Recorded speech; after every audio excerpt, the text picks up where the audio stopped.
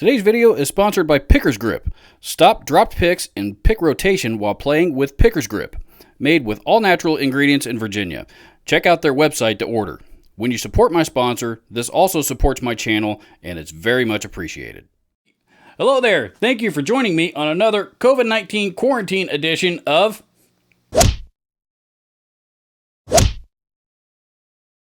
Ask RGD.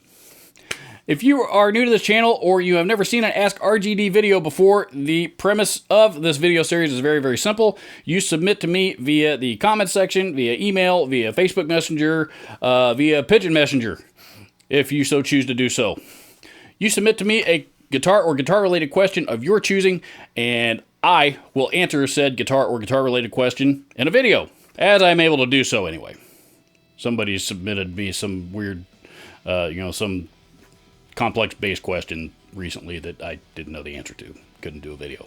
So for this edition of Ask RGD, I actually received two very similar questions from two different people, so we're going to kill two birds here, as they say. The first one came in the form of an email, so I'm going to leave that viewer's identity anonymous.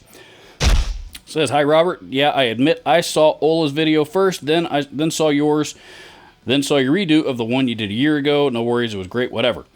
I have owned one of these MT2s for years, and whoa, this is for sure a revelation, and it really does sound awesome now into the effects return. But, here's my question. Everyone who has presented a video on this hasn't tackled one problem for guitarists with other pedals. What now happens to those delay and chorus pedals that used to go through the effects loop? There's a big fat black MT2 in the return." Without reading the entire, this entire email, goes on, the very last thing he says is, "I love metal and I want this raw and massive sound in my setup. Cheers." So, with that in mind, Mr. Kobayah, I'm never going to figure out how to pronounce your screen name, dude. I'm sorry. He says, hashtag Ask RGD. A series of amps I'm noticing these days are pedalboard amps. Specifically, the Seymour Duncan Power Stage 170 and 200 amps caught my eye, but Quilter makes a handful of these as well. The simplicity appeals to me since they are little more than a powerful, clean amp with an EQ attached. Would these be overkill for a small stage / bedroom player looking for a reliable, light, simple amp?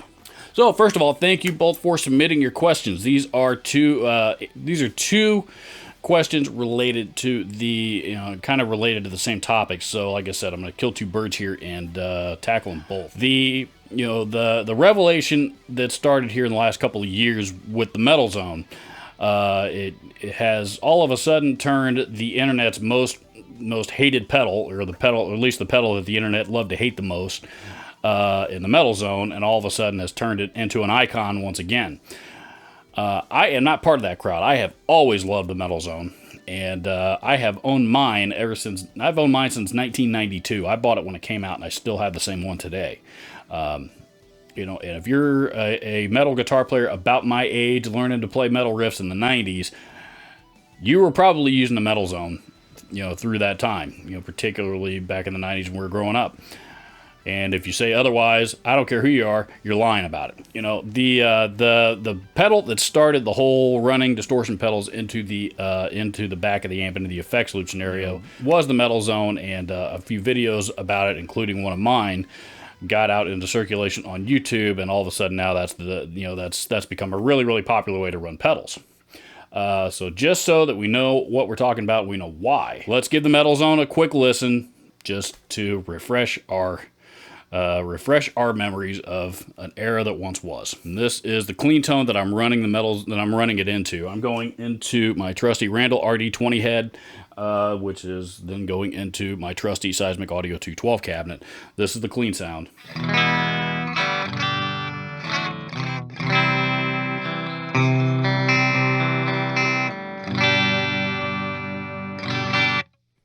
And this is what it sounds like when you kick on the Metal Zone.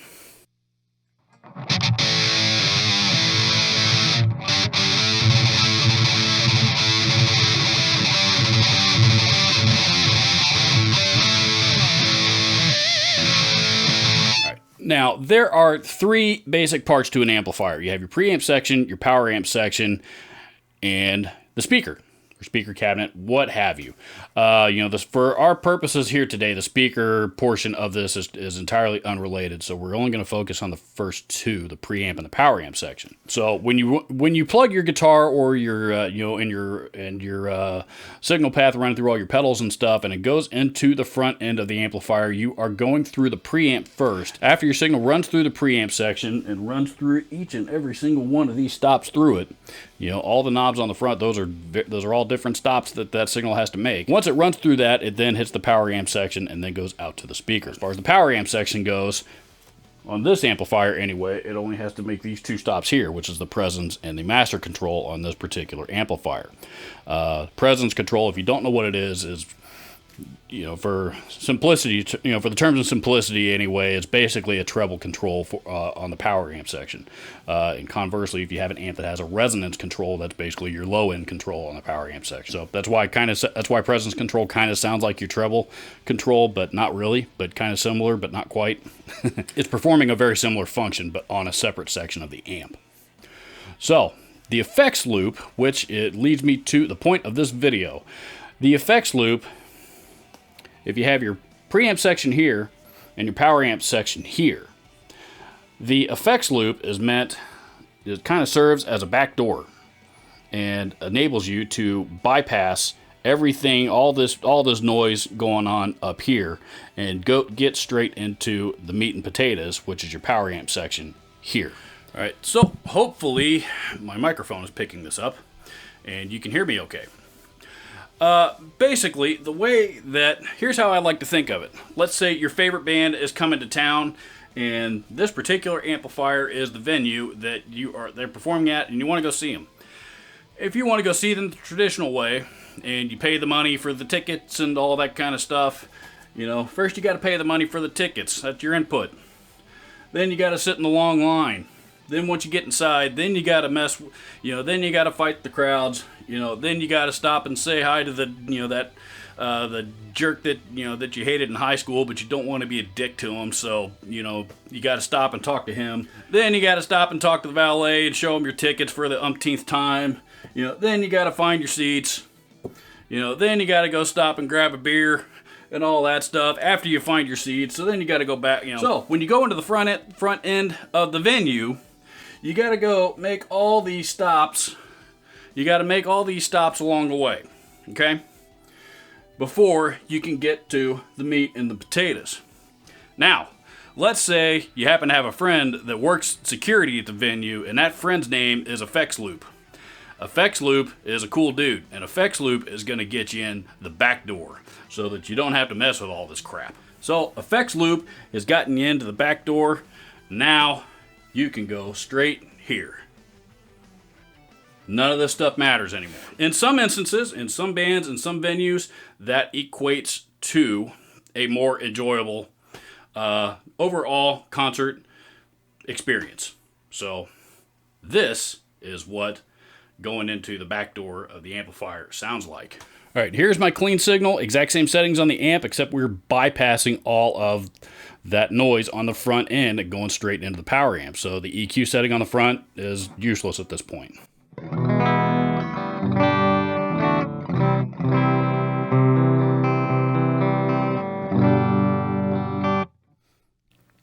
Overall, much different clean sound, right?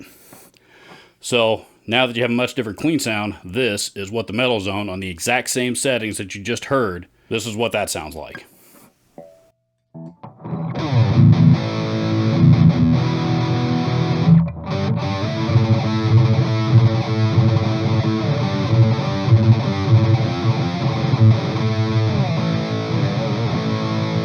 And one more time, let's hear the clip that you heard towards the beginning of this video of the Metal Zone going into the front.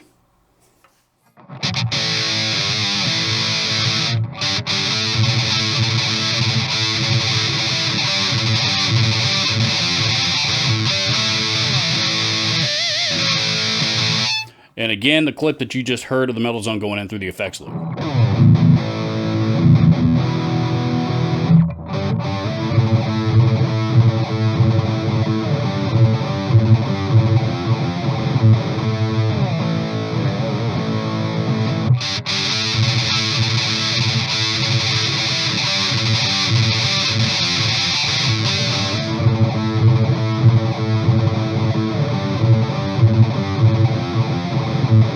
quite a bit of difference, right? Quite a bit of difference. And the reason why is because when you're running the metal zone into the effects loop, you are essentially eliminating the amplifier's preamp section and replacing it with the metal zone. So now that we have an understanding of effects loops and what they are and how they work, that leads me to the second part of this video. And I'll be honest, I actually just learned this about a year ago myself. I don't know why it has never occurred to me, but it didn't. Actually, I had mentioned something like this to somebody in the comment section of another video, and somebody, a viewer actually pointed this out to me. When you were going straight into the back of the amp, into the effects loop, again, eliminating the preamp section of the amplifier altogether. You would think that by doing that, you're giving up your effects, you're giving up the effects loop section. And what that, would mean for a lot of people is you now have nowhere to run your delays and your choruses and your reverbs and, those various different effects that you would normally run into the effects loop on their own anyway, doing it the traditional way. So what do? Basically, you go old school. Back in the days before effects loops became a thing, there became a pretty specific popular order, traditionally anyway, that people used to like to run their effects, and they all went into the same place, into the front of the amp, like it or not, because again, the effects loop wasn't around yet, particularly on old Marshalls and stuff like that. So basically, you go back to that old logic, and you run your, for example. Traditionally, a lot of people will go run like their wah pedals and their frequency pedals first, then go into a compressor, then their distortions and their overdrives, then, like the phasers and flangers and some other modulation effects, chorus, things like that. And then the time-based effects like delay, tremolo, and reverb, usually in that order, would go last. So in doing so, running everything all into the same section. Well, because now you don't have a preamp that you got to worry about in the amplifier to contend with, you do it the same way. So you take that exact same chain and run them all straight into the back of the amplifier. And again, feel free to experiment with the order and move your pedals around to taste. But again, here's the metal zone. Here's the metal zone going into the back of the amp. And here's a delay added right into the same signal path.